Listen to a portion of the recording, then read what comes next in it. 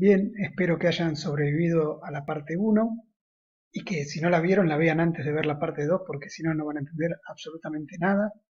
Y vamos a seguir con los objetivos de política económica y macroeconomía.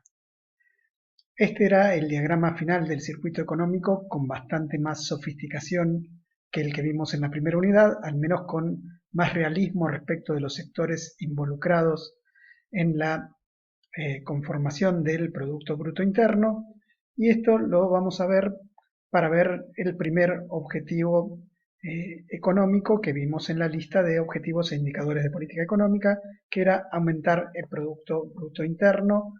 Al menos esa es la forma que tenemos de manifestar el objetivo de crecimiento económico. El Producto Bruto Interno no es el crecimiento económico, sino que la tasa de crecimiento del Producto Bruto Interno es el indicador de crecimiento económico, siempre y cuando sea a precios constantes y se comparen dos trimestres exactamente iguales de 2 años diferentes, porque existe algo que se llama estacionalidad, que es lo que hace que en las mediciones trimestrales el PBI sea más alto en algunos trimestres y más bajo en otros todos los años.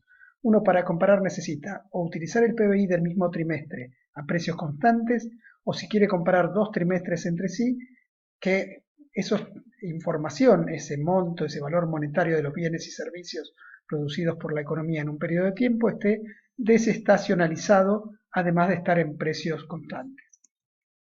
La tasa de crecimiento es la variación porcentual del PBI entre dos periodos. El PBI a precio de mercado del año 2 menos el PBI a precio de mercado del año 1 dividido el PBI a precio de mercado del año 1 multiplicado por 100 para que dé en porcentajes. Acá tengan en cuenta que siempre esto es a valores constantes. Otra forma de calcular lo mismo es hacer el Producto Bruto Interno a precio de mercado del año 2 dividido el Producto Bruto Interno a precios de mercado del año 1 menos 1 por 100. Esto es exactamente lo mismo que la fórmula anterior, distribuyendo el denominador entre los dos miembros. En el segundo miembro se simplifica y nos queda ese 1. El problema es que si la población crece más rápidamente que el PBI a precios de mercado, es difícil decir que eso signifique que hay más riqueza.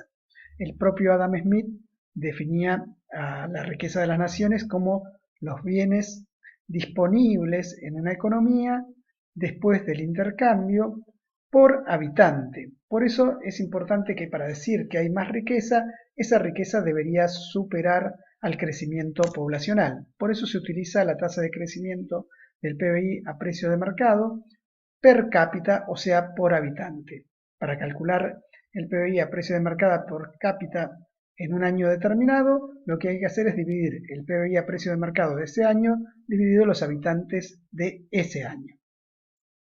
Así, la tasa de variación porcentual del PBI per cápita va a ser el PBI per cápita del año 2 dividido el PBI per cápita del año 1 menos 1 y todo eso por 100 es la segunda de las fórmulas que puse arriba, también se podría hacer por la primera. Es decir, si la población crece y el PBI crece en la misma proporción, no se puede decir que haya crecimiento, al menos no crecimiento en la medida de que haya más bienes y servicios por habitante.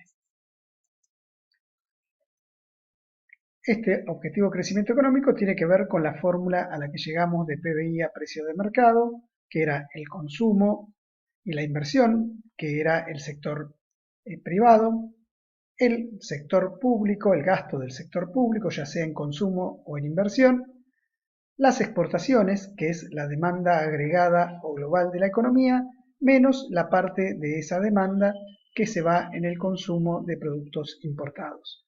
Quiere decir que si el objetivo es aumentar el PBI, esto se puede dividir en diferentes subobjetivos. Aumentar el consumo de las familias aumenta el PBI a precio de mercado. Aumentar la inversión de las empresas también aumenta el PBI a precio de mercado. Aumentar el gasto del sector público, ya sea en consumo, ya sea en inversión. Aumentar las exportaciones o disminuir las importaciones. Acá es importante que si se da un crecimiento de las importaciones mientras que todo lo demás permanece igual, el PBI se achica porque más parte de la demanda agregada o global se va a destinar al consumo de productos importados, sean bienes, sean servicios. Hay otros agregados o otras magnitudes importantes, Una es la oferta global y la demanda global. La demanda global o agregada ya la habíamos mencionado. Basta con pasar las importaciones que están restando en el segundo término, sumando en el primer término, y eso nos da la oferta global o agregada. Lo que hay para consumir de bienes y servicios dentro del país es o bien lo que se produjo en el interior del país, el Producto Bruto Interno a precios de mercado, o bien los bienes y servicios que entraron al país vía importaciones. Y la demanda global son los destinatarios de este consumo. Los que consumen en la economía son el sector privado, a partir del consumo de las familias o la inversión de las empresas, el sector público, a partir del consumo o la inversión del gobierno, y el resto del mundo que consume los bienes de producción nacional, muchos de los cuales tienen un componente importado. Y otro concepto importante son los bienes y servicios disponibles. Esto encaja más con la idea de riqueza de Adam Smith, que es lo que queda en el país para consumir después de las importaciones, y para eso pasamos restando las exportaciones que están sumando en el segundo término. El PBI a precio de mercado más las importaciones es todo lo que hay para consumir, pero una parte de eso lo consume el resto del mundo. Quiere decir que lo que queda disponible para consumir en el interior del país es lo que consumen las familias, lo que invierten las empresas y lo que gasta el sector público, ya sea en forma de consumo, ya sea en forma de inversión. Es importante ver la composición del PBI entre cada uno de esos sectores, el peso sectorial de cada una de esos componentes del PBI lo vamos a ver en esta diapositiva. El PBI a precio de mercado es consumo más inversión, sector privado, más gasto del sector público en consumo o inversión, más exportaciones menos importaciones. Esa resta se denomina saldo externo, y el sector privado, ya dijimos, son consumo e inversión, el sector público, inversión o consumo del gobierno, y sector externo, el saldo de las exportaciones menos las importaciones.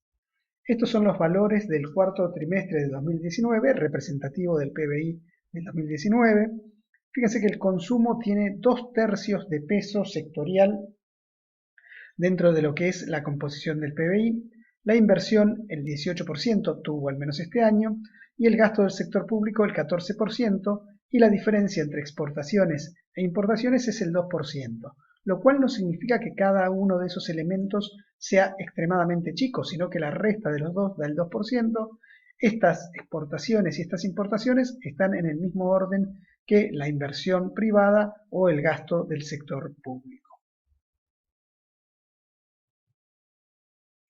Entonces tenemos 84% del sector privado, que es el 66% del consumo más el 18% de la inversión, el 14% del sector público y el saldo externo, que es lo representativo de lo que queda después del intercambio, que es el 2%. Lo que vamos a ver en los próximos videos es cuáles son los determinantes, o sea, de qué dependen el consumo, la inversión, el gasto del sector público y el desempeño del sector externo, porque si una política económica quiere influir en cuánto se consume, cuánto se invierta, cuánto se exporta, cuánto se importa, necesita conocer los determinantes, o sea, necesita saber de qué dependen. En el caso del sector público, el gasto del sector público es parte de una de las políticas que es la que se llama la política fiscal, que está relacionada con los gastos y con los ingresos del sector público y que, llegado el caso, es en sí mismo una herramienta de política económica. En los próximos videos vamos a ver el sector privado, luego el sector externo y luego el sector público. No se vayan, que esto sigue.